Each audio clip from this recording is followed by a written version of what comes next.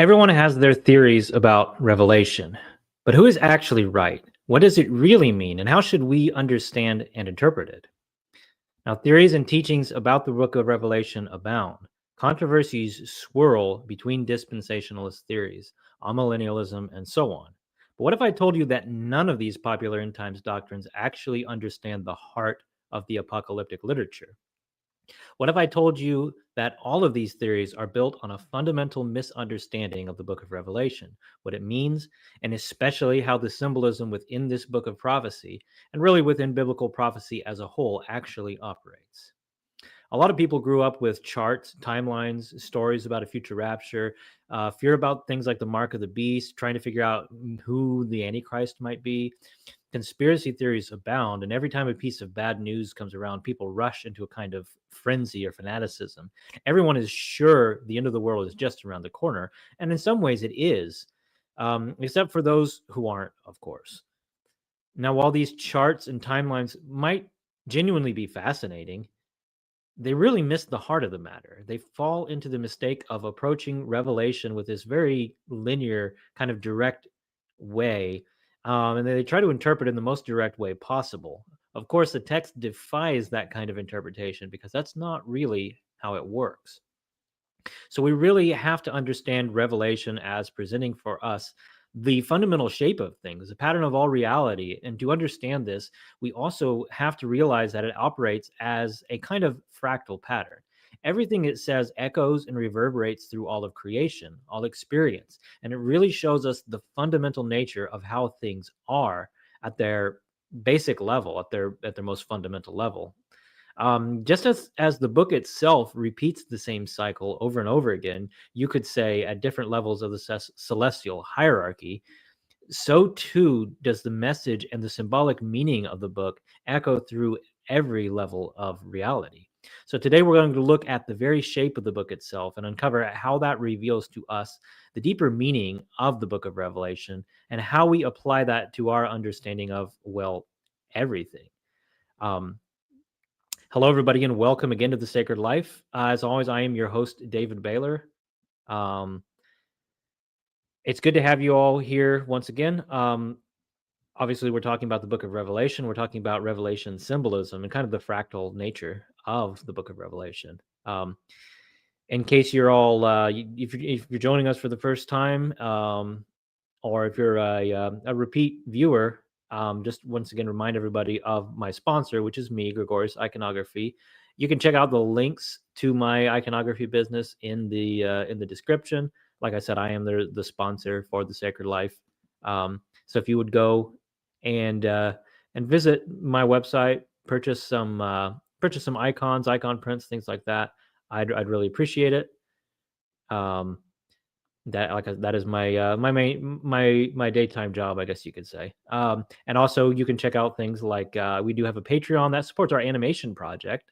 We are working on the animation project, working to do like animated versions of things like Lives of the Saints, and hopefully that will branch out into other related projects as well. So if you check out our Patreon is for support of that. We'd really appreciate it if you're excited about something like that. Consider supporting that project as well. Of course, you can become a channel member if you're not already, and drop super chats if you appreciate this. If you appreciate this content that we're doing, we'd really appreciate it if you do that. So I guess without further ado, let's get back into the topic of tonight's video. So to start off, we have to understand that the message of Revelation is not really a linear timetable of future events like sometimes we think it is. That's the way a lot of modern interpreters try to frame it, but it doesn't really work quite that way. And most importantly, when you do that, you really miss the deeper lessons that God has revealed to us through the book of Revelation. So instead, Revelation presents to us this hierarchical or fractal pattern of reality itself. The book sets up certain patterns like things like faithfulness, compromise, persecution, judgment, vindication, the kingdom. It sets up inherent relationship between these things that are repeated throughout the book. And these point to how the world as we experience it operates even right now. So in a very important way, the story or pattern of revelation is constantly unfolding even as we speak. It's continually manifesting, continually being fulfilled. That's kind of how prophecy works. It reverberates and echoes throughout all of creation. So it's manifest at every level, from the highest things in history going all the way down to the lowest level, to the individual level. Like you could say my own internal embodiment of this cosmic pattern. These patterns play out at the levels of things like empires, kingdoms, and nations. They also play out at the local level in our, like our local towns, our local institutions, our churches. They play out in church history, in the overarching story of world history, in our local churches, and also in our own souls. And so, of course, this pattern also plays out at the cosmic scale, which is kind of what we're seeing in the book of Revelation itself. And with their final fulfillment, I guess you could say, in the eschaton, in the consummation of all things. So everything about the way that the book is structured, from its chiastic mirrors, its repeating cycles, its telescoping structure, these all exist to force us out of this direct linear or forensic kind of reading, and points us towards this multi-level symbolic understanding of things, and this integrated participation in the divine order of the cosmos. And this understanding underpins the orthodox understanding of, well, just about everything, really. So the symbols in Revelation, things like the mark of the beast, the women, the plagues, the curses, the Antichrist, and so on, these are all patterns that repeat simultaneously at every scale of reality. So, for example, we can understand Revelation at the personal level and see things like, we can see that things like the beast and the Antichrist, they say things fundamentally important about our own souls, about our own experience, our own lives, and our own process of moving towards things like redemption or damnation.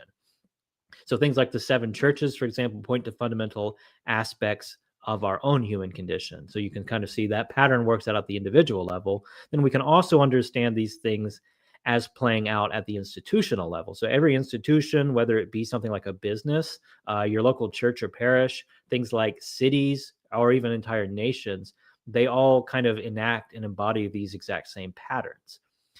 We also see these patterns repeating themselves over the course of history. So empires and civilizations rise and fall, each one repeating the same patterns, embodying the same archetypes, you might say, kind of echoing the same story over and over again. We see a clue to this reality in that Rome in Revelation is directly compared and represented by ancient Babylon, because they both embody fundamentally the same pattern, or you could say they more or less play the same role in the unfolding and fractally repeating pattern of history. So I'm using this word pattern a lot. So hopefully I'm driving the point home that there is a pattern at play here. That's my central point. And like I've already said, this happens at the cosmic scale as well, which is more or less what John saw when he had this vision. This is him seeing the cosmic scale of this pattern. So this is the ultimate pattern that contains all of these other patterns. So Revelation itself gives us a subtle clue that this is what it's trying to show us, because just as the pattern of revelations, just as these patterns are iterated fractally, in reality, they are also played out fractally even within the book itself. So we see the same pattern set out and iterated upon itself over and over again, even within the text itself. So to start off with, I'm going to put this up on the screen for you. We have something like the seed that reveals the whole structure of the book and the structure of the pattern, with the seven churches containing all the fundamental symbols that will play out and appear at the cosmic order of things later in the book. Now, of course, tying this to seven angels of seven churches is a powerful symbolic clue that lets us know what's going on here. Seven is, of course, the number that represents the divine council. Since there are seven visible planets, according to the ancient definition, visible in the night sky, Think of it kind of as a symbol for the forces that govern the cosmos or govern reality.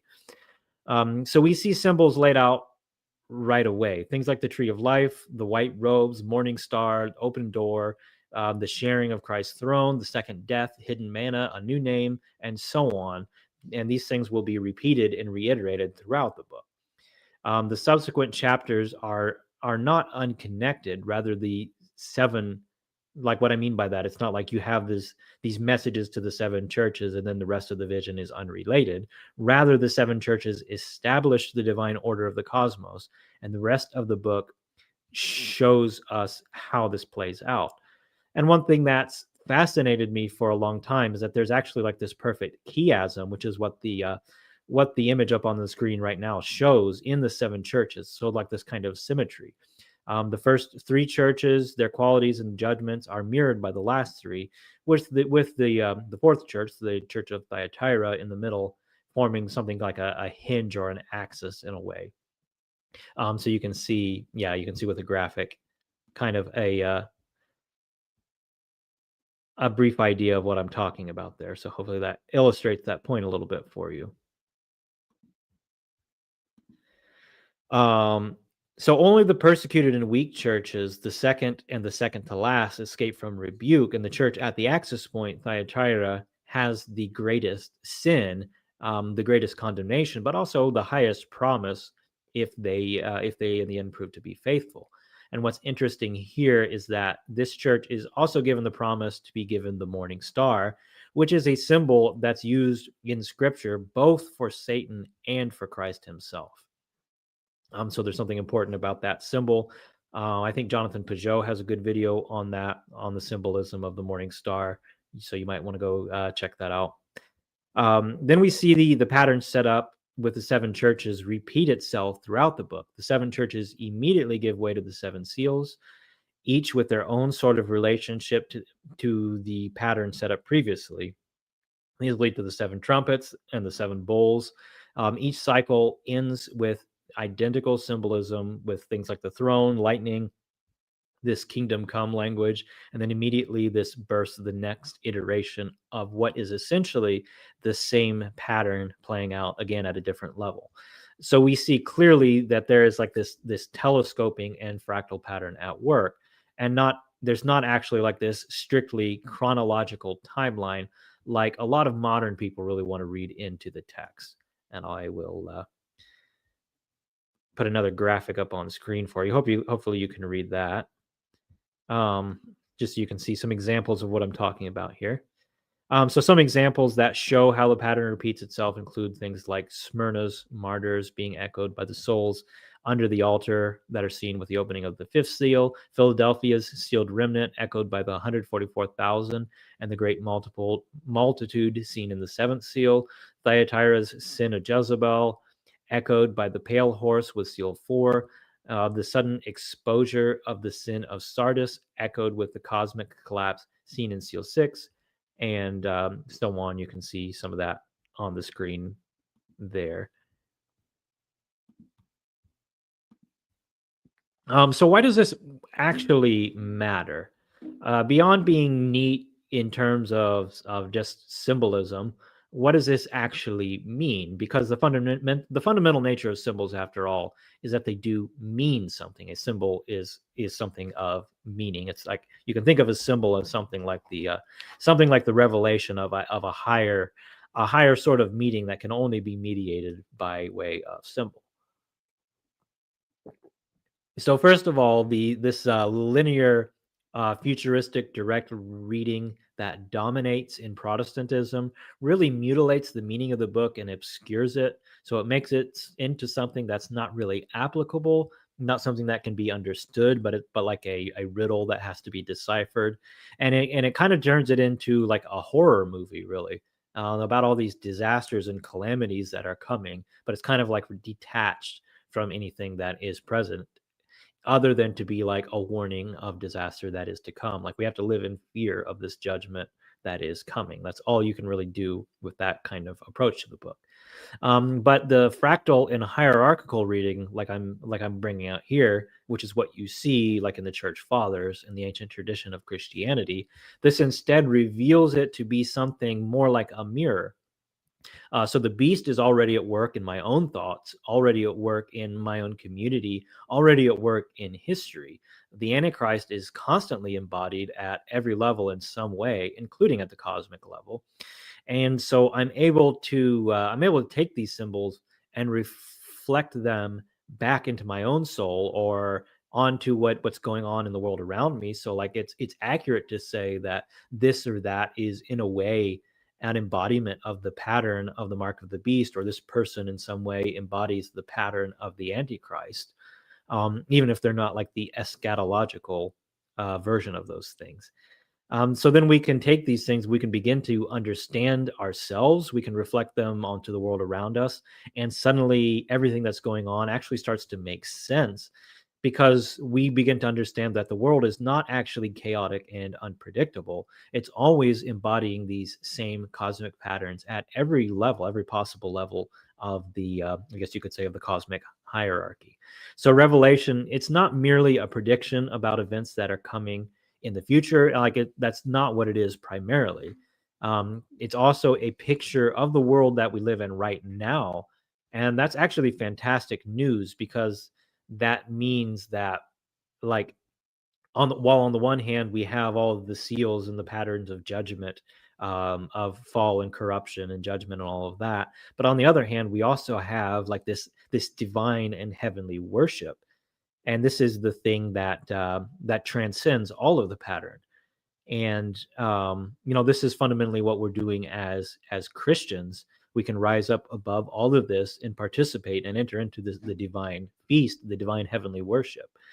And that's exactly what we're doing in the Orthodox liturgy. We're entering into the pattern that transcends the pattern, if you will, because the Lamb is, after all, already enthroned. And this is why the book begins and ends with "Blessed is he who reads and hears and keeps," because the judgment and promises are for us right now on every level all at once. Um, so I guess part of what I'm saying is that, like, Revelation is not really giving us it's not really giving us something like a calendar. It's training us kind of by its shape to see the way that the fathers did, that ancient Christians did, that the apostles did, to understand reality in the world in the way that they did. That it's fractal, it's hierarchical, it's working at multiple levels at once in this deeply symbolic way. And so everything is embodying these like these cosmic symbols and patterns. And that relates to my previous video about symbolism, and kind of how that works. So check that video out if you're interested in learning more about that. So when we read it that way, when we stop waiting for the end times and start living in them, like realizing that we're living in the world shown to us and described by Revelation, the kingdom is not merely coming, it's already here, breaking in from the edges, descending in the liturgy, growing in the soul that repents, and so on. So that really is the Orthodox mindset. And that is also the revelation of Jesus Christ. So you now have everything tightly focused on the real goal, which is the book's internal fractal features that are evident. And the main point is that this is how we must interpret and apply Revelation to life today. And I hope that kind of makes what I'm saying clear. And that really is the presentation that I have prepared for tonight. I don't know if anybody has any questions. I'm probably not going to. I'm probably not going to leave a lot of time for questions. If anybody has questions, you can pop them in right now. But I'm kind of yeah. I don't mind just cutting off and ending with that. Hopefully, this brief presentation is something to get people's mind working, get you asking some questions, maybe get you to look at things in a way that is helpful to you. Other than that, I think I'm going to sign off with that. So thanks everybody for tuning in. Thanks everybody that was here, that joined in the conversation tonight. And until next time, once again, I want to wish you all peace in Christ.